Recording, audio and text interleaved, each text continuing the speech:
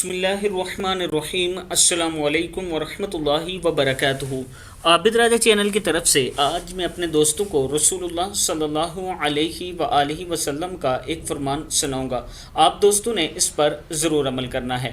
بے عقل کر دینے والا بڑھاپا۔ حضرت ابو ہریرہ رضی اللہ تعالیٰ عنہ فرماتے ہیں کہ رسول اللہ صلی اللہ علیہ وآلہ وسلم نے فرمایا، نیک اعمال کرنے میں جلدی کرو، ایسے بڑھاپے سے پہلے جو عقل کو کھو دینے والا ہے۔ ترمذی کی حدیث ہے۔